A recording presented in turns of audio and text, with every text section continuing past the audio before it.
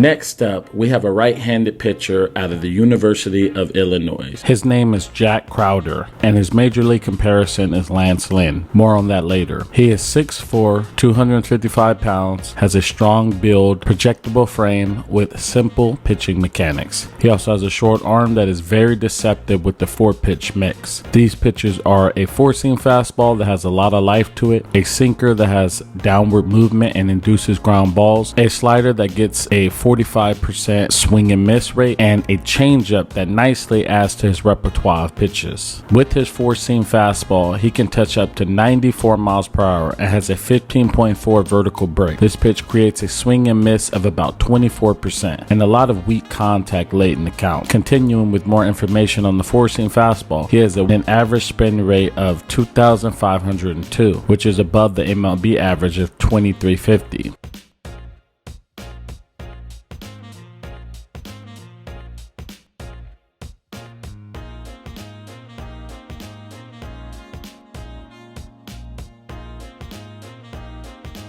Moving on to the next pitch he throws at about 22% of the time is his slider, which is his wipeout pitch, and gets a swing and miss of about 45% of the time, and 30% of the time hitters chase against it. This pitch maxes out at 85 miles per hour but averages out at 81.6 miles per hour, which is just below MLB average right now at age 18.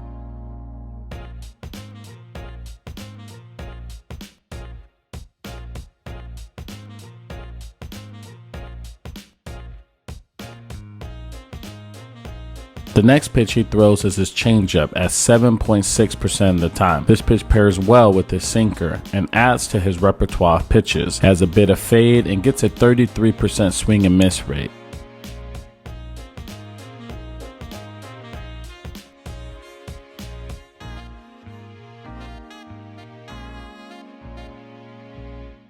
Lastly, he throws a sinker when he needs a ground ball. This pitch has a 13.6 horizontal break and a 13.2 vertical break and maxes out at 92.7 miles per hour, but averages out at 91.4 miles per hour. Definitely a good pitch for him to have in his arsenal.